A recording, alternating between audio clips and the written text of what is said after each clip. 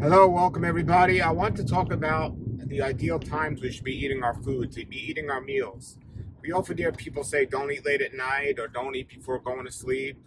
And we have to understand the role of digestion and how it works, and also the role of healing in terms of when you're sleeping. If your body's not in digestive mode, it's in a healing mode, and that's where it's doing all the re-energizing and repairing. That's during sleep if you don't eat too late at night. But what is the ideal time we should be eating our food? And I wrote a book called The Daylight Diet, and I speak about this.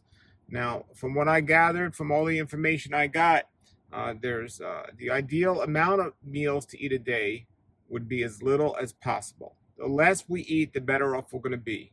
Eating all day little meals is not wise. Some people, the body doesn't know the difference between a meal or a snack. It has to work. And some people eat up to 10 times a day with all the snacking and the picking of the food and everything they're doing. But from all my research, I gather the less often we eat, the better off we are, assuming we're eating the highest quality food as possible. So assuming we're eating that high quality food, and have other videos where I talk about why I feel raw living foods are the highest quality foods we can eat. And anytime we degrade from there, then we put ourselves in a situation where we might need something or more to get our body the nutrients it needs. However, assuming we're eating the ideal foods,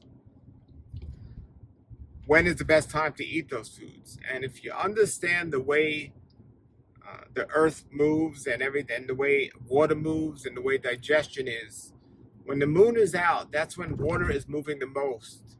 The oceans, the tides go along with the phases of the moon and so on, not just on a monthly basis with the new moon, but also on a daily basis of when the moon is out. That's when our body is mostly cleansing. So that is not the time to eat. So we shouldn't be eating at nighttime when the moon is out, nighttime at all. The body's just not built to function, or the human body is not built to function at its ideal level at nighttime. That's the time of cleansing and resting, healing, because and there's so many signs to that, just what we would be able to do or wouldn't be able to do without artificial light and so on. Now, animals might be different because some of them are nocturnal animals, but we and our human bodies are not nocturnal. So the ideal time to eat is just during the daytime when it's light outside. Well, when is the ideal time during the daytime? Well, assuming you're doing eating as little meals as possible and what's practical for people, most people that are counting their meals or thinking about their meals, now the snacking's not a good idea. The picking and choosing is not a good idea. I always say if you're hungry between your meals, make yourself a green vegetable juice. That will take away your hunger. Or have a cup of lemon water or something, but leave it at that. But your meals, most people will eat 3 meals a day. They'll eat breakfast, which is breaking the nightly fast. They'll eat a lunch, which is a midday meal, typically. And then they'll eat a dinner, and some people will call it supper. And in my book, The Daylight Diet, I talk about the difference between dinner and supper, and even where meals got their names from, which is quite interesting. So if we even name meals, we just counted our meals. Meal 1 would be when we break our morning fast. Meal 2 would be our midday meal, and meal 3 would be our late afternoon meal, or so on. But from a time standpoint, this is where it gets really interesting, because I want to know what's going to be the best for digestion, not just what's going to get by, not just what we're told to do. And when there's 2 types of people out there. There's this person that just eats whenever they feel hungry. And that's just a disaster, because people emotionally eat and they always think they're hungry when they're really not. They might be a habit hunger, but it's not a true hunger. It's just an emotional fulfillment of people's addictions, really. And then there's the other type of people that say, oh, I got to eat at a set time every day. But the time isn't real every day, because we're going off a man-made clock. We're not going off the real clock. The only time we would be on a set clock is like near the equator, where sunrise and sunset are the same time every day, and there's equal 12 hours of day and equal 12 hours of night. One of the questions I would often get is, if we live in Alaska, where in the winter there's no daylight, in the summer there's no night light, when would we follow this daylight diet that I recommend? Well, we're not living in Alaska, and I have an answer for that, but we are living in places where we're not on equal daylight and darkness each day. In the winter, the days are shorter. In the summer, the days are longer, which gives you a great idea of how a genius our creator is, because the summer, the days are longer, so it gives us a window to eat more. And the foods that are typically in season in the summer are foods that are less heavier. But in the wintertime, when the days are shorter, so we would naturally just eat less because we wouldn't have as much daylight to see our food and gather our food. The foods are naturally heavier. But what I would recommend, and of course it matters where you're living and what season. That's a whole nother video of seasonal eating and eating what's in season. You can do a lot better eating a watermelon or some other tropical fruit here where I am in South Florida than you are in Minnesota in the middle of winter. So eating in season has a lot to do with this as well, even though we create an artificial environment in our houses. So you might be hotter in Minnesota in a heated house than I am here in Florida in the wintertime. But in the true nature, true environment, what would be ideal? Well, what I recommend in my book and what I see as being best is you got to take the sunrise and the sunset. So remember, noon is not noon every day. There's 24 hours in a day, but there's not 60 minutes in an hour every day. There's only a couple of days a year, if not one day a year, if you don't live on the equator, where it's going to be truly 60 minutes. When the days are shorter, there's much less minutes in an hour, and when the days are longer, there's more minutes in an hour. So what you want to do is you want to take daylight and sunset and divide that. You want to divide that daylight and sunset, divide that by 12, and then you'll find out the true amount of hours in a day. So, for example, if you take daylight and sunset, so if you have 7 a.m., the sun comes up, and 7 p.m., the sun comes down. Well, the third hour from 7 a.m. would be 7 to 8, 8 to 9. So between 9 and 10 would be the third hour. And then you got the 6th hour, and then you have the 9th hour. And in biblical times, that's how they monitored it. They monitored it by, well, the 3rd hour, the 6th hour, and the 9th hour. And this is when they actually ate. In biblical times, the priest in the temple, they ate 2 times a day. They ate the 3rd hour and the 9th hour of daylight. So that day didn't start the same time every day. The day started when the sun came up. And then they counted 3 hours later. But to find out how many minutes were in an hour for that day, now they had a sundial. But you could, as I said, divide daylight and sunset by 12, and then you'll find out how many truly minutes are in an hour. And that's the way you could determine the true 3rd and 9th hour of each day. If you're eating 3 times a day, well, now you got the 3rd, 6th, and 9th hour. And that's the ideal way to space out your meals. Now, of course, each foods have different digestion times. So a watermelon might take 15 minutes to digest, where a heavier food will take longer. So you could take that in consideration. But if you're evenly spacing out your meals, it would be your 3rd, 6th, and 9th hour is when you would eat. Of daylight is when you would eat your 3 meals, if you're eating 3 meals. For the best digestion, when the sun is out at the most, to digest that food, and also giving yourself enough time before the 9th hour, before the 12th hour comes, before darkness comes, and hopefully before you go to sleep, you'll have a good amount of hours, maybe 5 or 6 hours before you go to sleep, because from the 9th hour, then you got the 12th hour of daylight, and then you're going to have the beginning of night light. So ideally, we would want to go to sleep when it's nighttime, but because of the way the world is today, we stay up past sunset. So in nature, though, if we're not supposed to go to sleep right before we eat or right after we eat, well, something don't sound right. If we're eating the 9th hour and then less than 3 hours later, we're going to be eating or going to sleep, that's not enough time before going to sleep and eating your last meal. So something doesn't sound right. It's not. You can't healthily do that. There's not enough time to eat your last meal and get to sleep. But what we do is we push our sleeping time later in the evening. So it gives us enough time before we go to sleep to eat a meal before on the ninth hour. However, there's still a rhythm of the sun and the moon and digestion where we should still eat at the proper times for the ideal digestion. And ideally get to sleep as close to sunset as possible, and definitely try not to sleep after sunrise. Because if you sleep after sunrise, if you wake up at noon, you just messed up the whole eating schedule completely. So if you're doing this the right way, you would come to understand eating 2 meals a day would be much healthier. And science has caught up to this to show that calorie restrictive diets, even though we don't have to count the calories, are much better for longevity. And eating 2 meals a day gives us a chance to properly space out our meals. So we'd be eating on the 3rd hour and the 9th hour each day instead of eating on the 6th hour, which we would skip, which would give us a lot more time. And if we do that, or even eating the 3rd hour and the 6th hour and giving ourselves even more time, depending what time we're going to go to sleep, that would be much more ideal.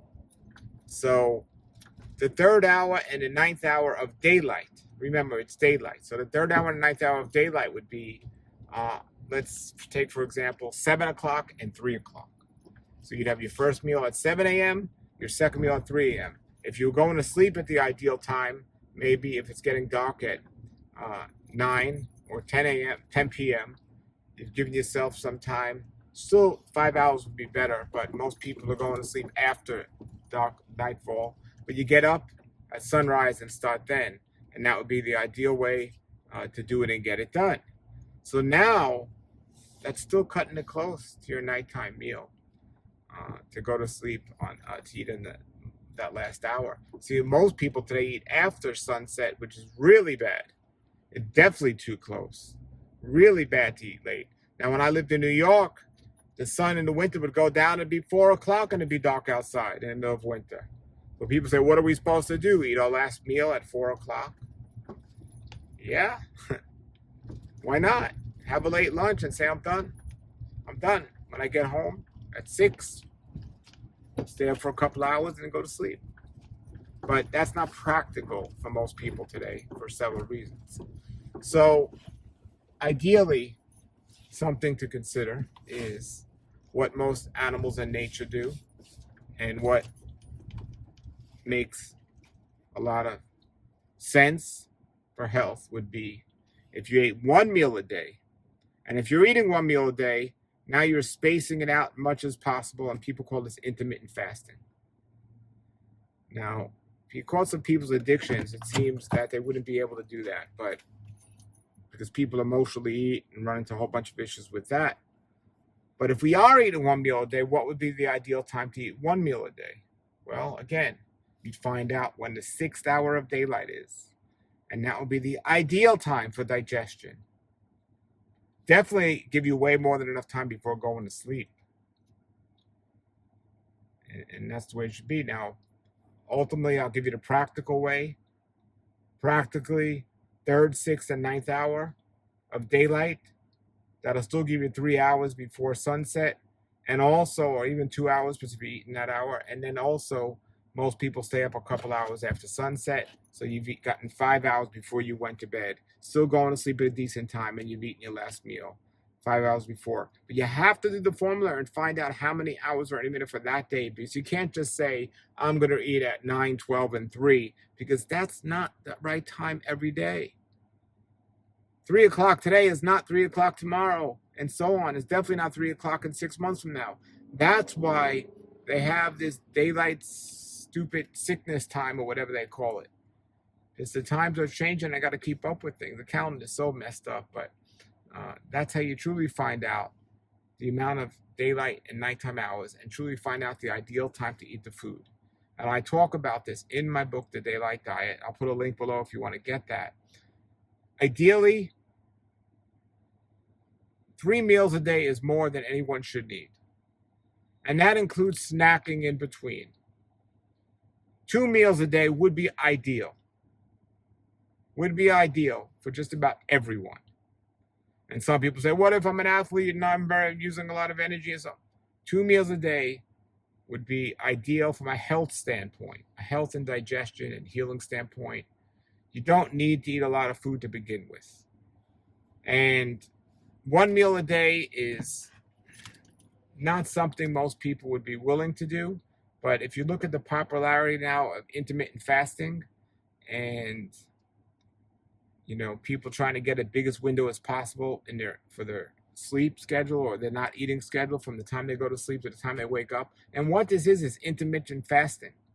People might give it some other names like restrictive eating or whatever you want to call it, but it's intermittent fasting. So if you're eating one meal a day, you're pretty much fasting for 23 hours every single day. Wow. Wow. Now, within that one meal, if you're able to eat the highest quality raw living foods and get the nutrients you need, why not do it? Gives you more time throughout the day to get what you need done. You're not wasting time or money on food. But if you want to take it to a practical level, even 2 meals a day spaced out in a good way will still give you many hours, maybe 12 to 16 hours between your meals. 12 to 16 hours of intermittent fasting every single night. Excellent. Even if you're eating 3 meals a day, you're still giving yourself 11 to 12 hours between eating from your evening meal to your morning meal. Now, if you're eating your midnight snack, you're getting up in the morning really early and eating something, now you've cut that window down, and now you start running into what the common people do, and then you get the common people problems. In finishing, I am not suggesting what you should do for your life and your schedule. Each schedule is different. Each season is different. But I want you to just consider these things that I'm talking about here, and hopefully it'll give you some kind of guidance of what you're doing. So I do recommend having set meal times. I do recommend not eating as long as possible before going to sleep. That doesn't mean eating late and staying up later. That means eating your last meal as early as possible. Also, your last meal should not be your heaviest meal. Your last meal should be a much lighter meal, something that will digest much quicker. If you're eating 3 meals a day, your midday meal should be your heaviest meal, or maybe even perhaps your morning meal should be a heavier meal. But your evening meal, which people are so commonly doing in today's world, is not good to have as your heaviest meal. And if you have an heavy meal, it's not good to wake up right away and eat a heavy meal. But if you've done some activity and exercise and you ate a good meal in the morning, then in the afternoon, if you had your biggest meal, and then in the evening you had a lighter meal, you'd sleep much better on a lighter stomach. Again, these are some things I found out that work best for me and makes the most sense to me. I know everyone has their own opinion. You got to do what makes the most sense for you, but consider the things I'm suggesting and self-experiment on yourself and see. I remember somebody told me something a long time ago that made so much sense. They said, when you enjoy not eating as much as you enjoy eating, you've really come to a special place in terms of from a health standpoint. We must figure out ways to break the addiction to food and just overfeeding ourselves. And one of the biggest causes of our issues we have with our health or our diseases is eating too much, too often, and too late. So please get my book, The Daylight Diet. I'll put a link below to it. And if you have comments or questions, post them below. Thank you for watching. Have a great day. And also, let me give you in mind, no matter what you eat, the timing of these meals still will work. So I am on an all raw living foods diet, but if you're not, the timing will still holds true. All right, so keep that in mind. Thank you for watching. Have a great day and a great raw life. Nature's wealth, good for your health. This is the Raw Life Health